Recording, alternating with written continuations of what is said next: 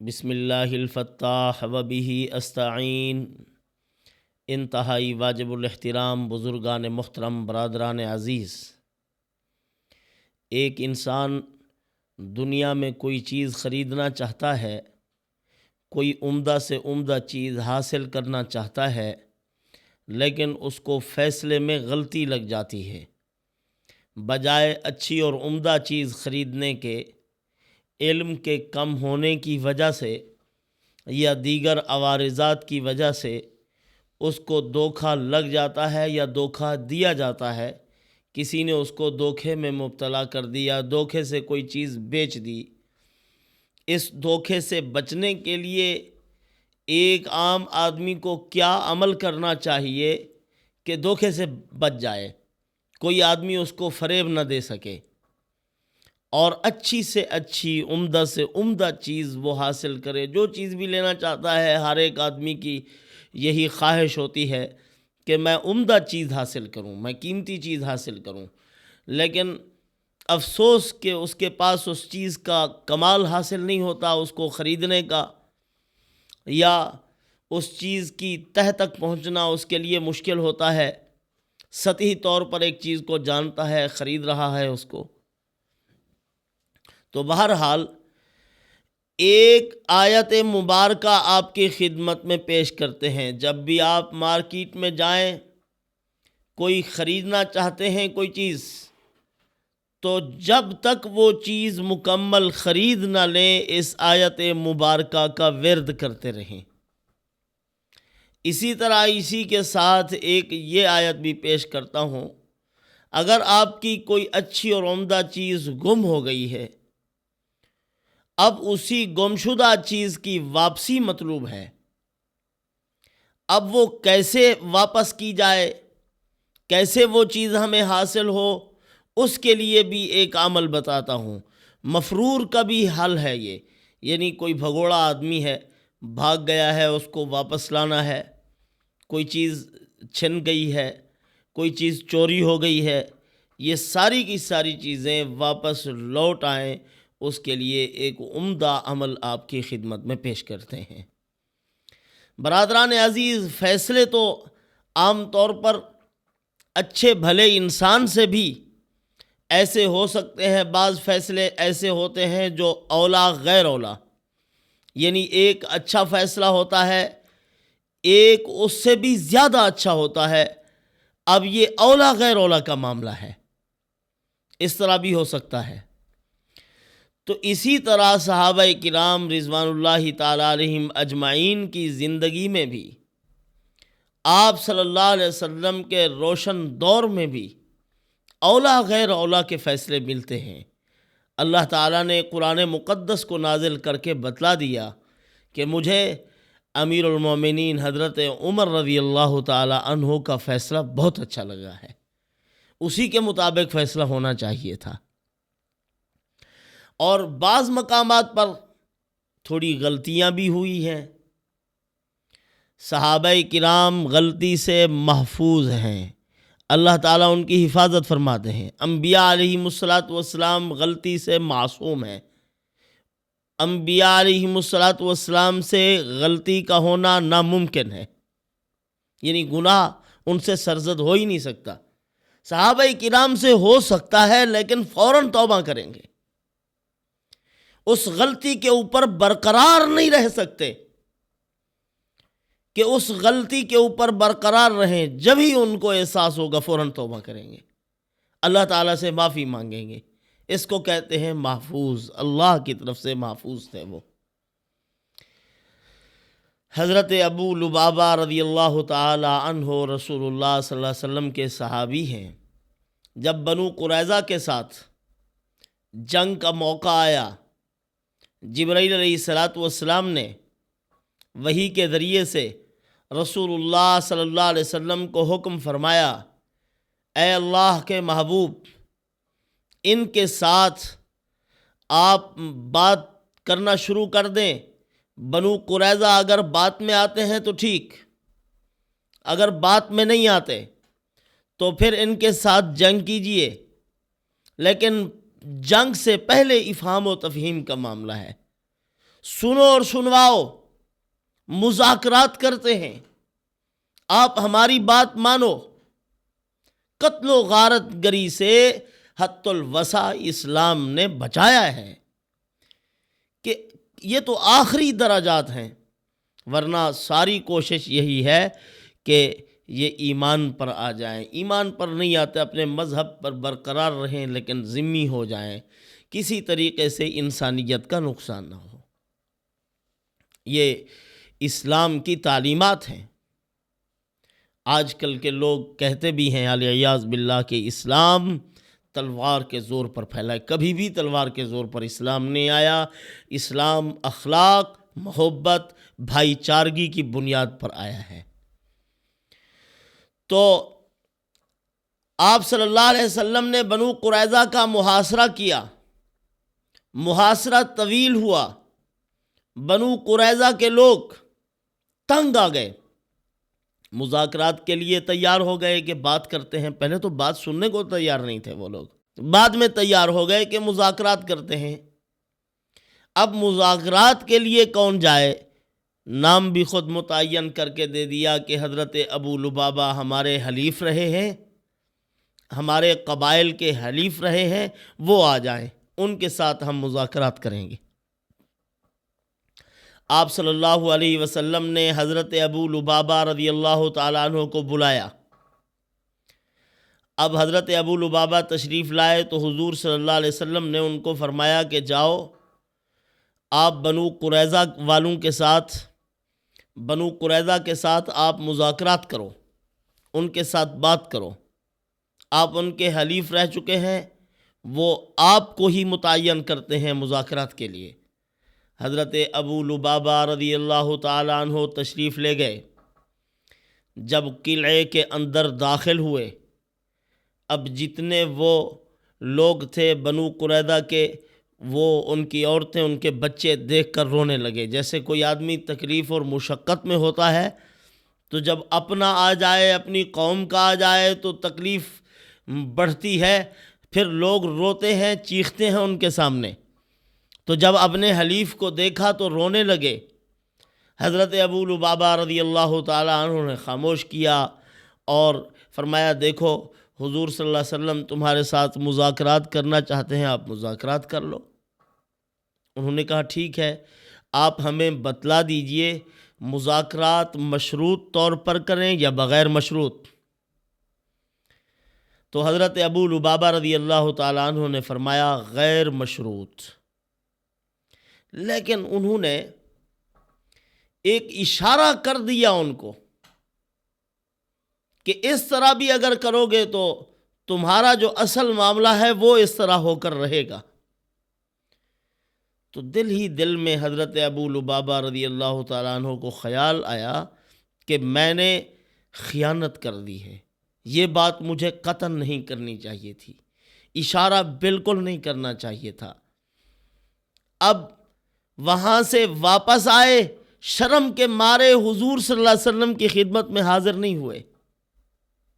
آپ صلی اللہ علیہ وسلم انتظار میں بیٹھے ہیں۔ بہت دیر ہو گئی تو حضور نے فرمایا کہ پوچھو یار، حضرت ابو لبابہ ابھی تک نہیں آیا، کہاں ہیں وہ؟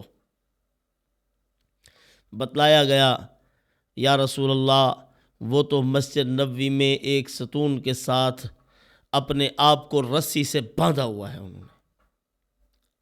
انہوں نے آ کر باندھ دیا کہ جب تک اللہ تعالیٰ مجھے یہ گناہ معاف نہیں کریں گے اس وقت تک میں اپنے آپ کو نہیں کھولوں گا۔ ستون کے ساتھ اپنے آپ کو باندھ دیا۔ تو حضور صلی اللہ علیہ وسلم کو پتہ چلا تو معاملہ چلتا رہا اور دل ہی دل میں یہ توبہ کرتے رہے۔ حضرت ام سلمہ رضی اللہ تعالی عنہا کے گھر میں حضور اکرم صلی اللہ علیہ وسلم تشریف فرما تھے۔ اسی دوران اللہ تعالیٰ نے وحی نازل فرمائی، قرآن مقدس کی آیات مبارکہ اللہ پاک نے نازل فرمائی، وَآخَرُونَ اعْتَرَفُوا بِذُنُوبِهِمْ خَلَطُوا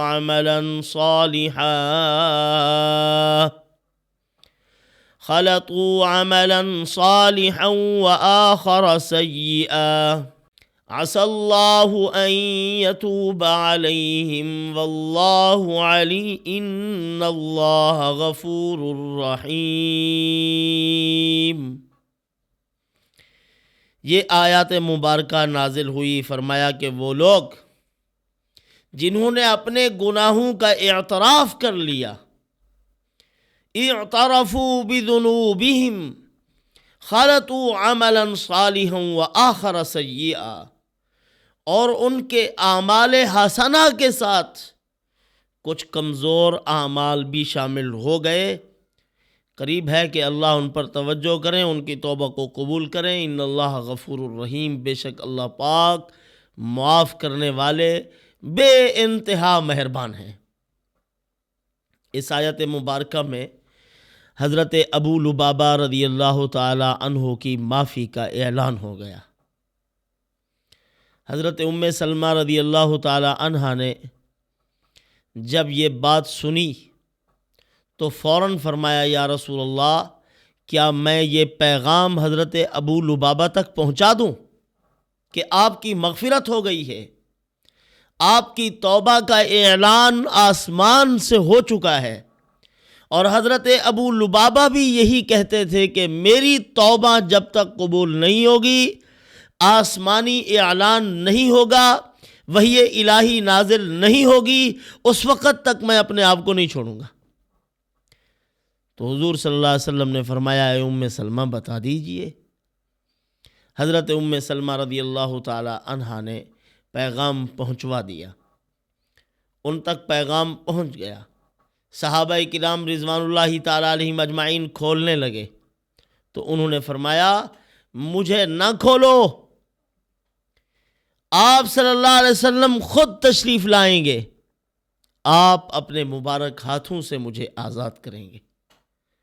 آپ صلی اللہ علیہ وسلم جب تشریف لے گئے، آپ نے اپنے ہاتھوں سے حضرت ابو لبابہ رضی اللہ تعالی عنہ کی رسی کو کھولا تو ان کی آزادی ہوئی۔ دیکھیں کس قدر ان کو احساس ہوتا ہے اس بات کا کہ یہ ہم سے غلطی ہو گئی ہے، حالانکہ چھوٹا سا معاملہ تھا، اشارہ کر دیا۔ فرمایا یہ اشارہ نہیں کرنا چاہیے تھا، کیونکہ یہ بات بتلانے کا مجھے حضور صلی اللہ علیہ وسلم کا حکم تو نہیں تھا کہ یہ بھی کہہ کے آنا ہے، مجھے تو صرف مذاکرات کے لیے بھیجا گیا ہے۔ تو اس طرح کے معاملات زندگی میں ہو سکتے ہیں، لیکن اپنے کمزور فیصلوں پر ڈٹ نہیں جانا چاہیے کہ بس میں نے جو فیصلہ کیا ہے وہی ٹھیک ہے، میری جو بات ہے میں ہی عقل کل ہوں۔ یہ تو وہ لوگ تھے جن کے سینے رسول اللہ صلی اللہ علیہ وسلم کے انوارات و برکات سے منور تھے۔ فوراً ان کو احساس ہوا کہ یہ غلطی ہے، یہ خطا ہے، اور توبہ کی۔ ہم سے بھی جب غلط فیصلے ہو جائیں تو فوراً تسلیم کر لینا چاہیے کہ یہ فیصلے ہم سے غلط ہوئے ہیں، ہمیں اپنے فیصلوں سے رجوع کرنا چاہیے۔ یہ امن کا بہترین اصول ہے کہ جب بھی کوئی غلطی ہو جائے تو اعتراف تقصیر کرو۔ اللہ کی مخلوق کے سامنے بھی، بڑوں کے سامنے بھی اپنی کم علمی، کم مائگی کا اعتراف کر لو کہ ہم سے غلطی ہو گئی ہے۔ اگر اس غلطی پر ڈٹ جاؤ گے فساد بڑھتا جائے گا، کبھی بھی فساد ختم نہیں ہو سکتا۔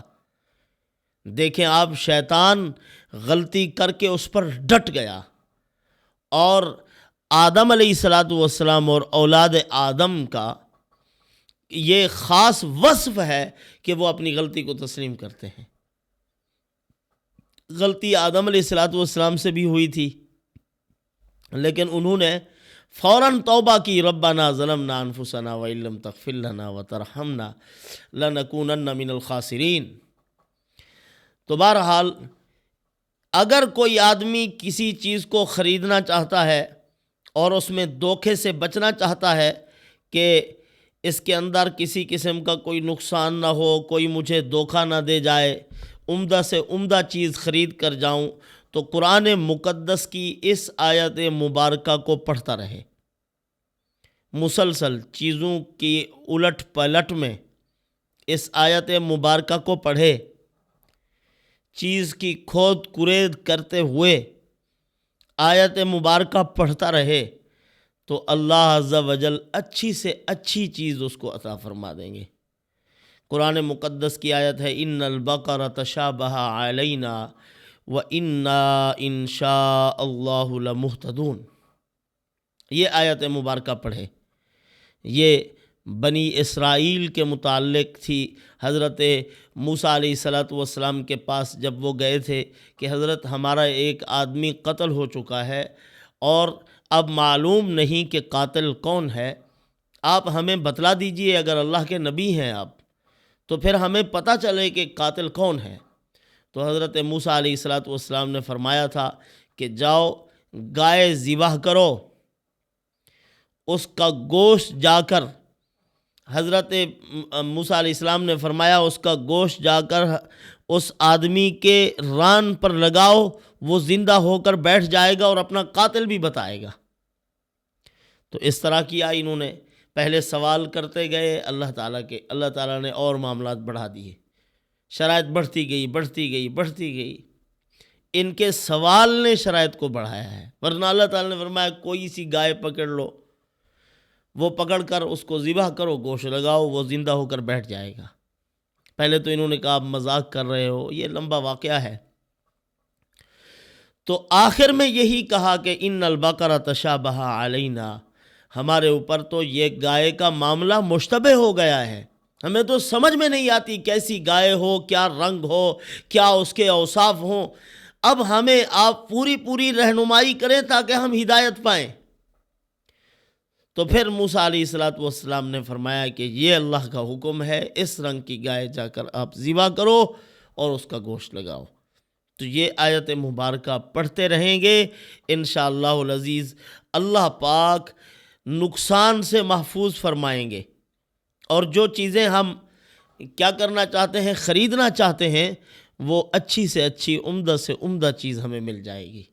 اسی طرح لوگ کام وغیرہ کرتے ہیں، منڈیوں میں کرتے ہیں، اب پتہ نہیں ہوتا کہ یہ ٹماٹروں کی جو پیٹی ہے اس کے اندر کیسے ٹماٹر ہیں، باہر سے تو نظر آ رہا ہے، اوپر سے بھی نظر آتا ہے اچھی ہیں۔ تو اس آیت مبارکہ کو پڑھتے رہیں، اللہ تعالیٰ حفاظت فرمائیں گے، اچھی سے اچھی، عمدہ سے عمدہ چیز ملے گی۔ اسی طرح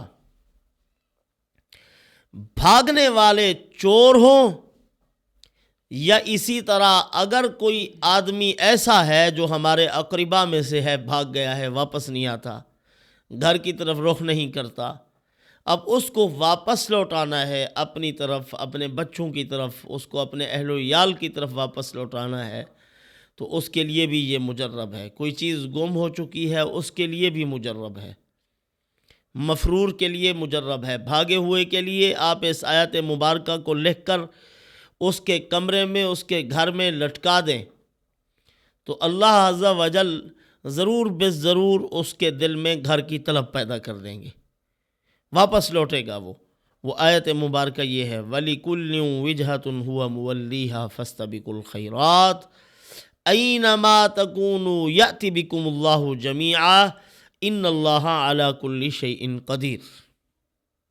یہ آیت مبارکہ کوشش کریں نیا سفید کپڑا ہو، اس نئے کپڑے کے اوپر اس آیت مبارکہ کو لکھو، جو بھاگ گیا ہے یا جو چیز گم ہو گئی ہے اس کا نام لکھ کر لگا دو، اللہ تعالیٰ ضرور اس کو واپس لوٹائیں گے۔ وَلِكُلٍّ وِجْهَةٌ هُوَ مُوَلِّيهَا فَاسْتَبِقُوا الْخَيْرَاتِ أَيْنَمَا تَكُونُوا يَأْتِ بِكُمُ اللَّهُ جَمِيعًا إِنَّ اللَّهَ عَلَى كُلِّ شَيْءٍ قَدِيرٌ۔ ایک تو یہ آیت، اسی طرح دوسری آیت مبارکہ سورۃ لقمان کی بھی ہے، یا بنی انها ان تک مثقال حبۃ من خردل فتکن فی صخرۃ او فی السماوات او فی الارض یأت بها اللہ ان اللہ لطیف خبیر۔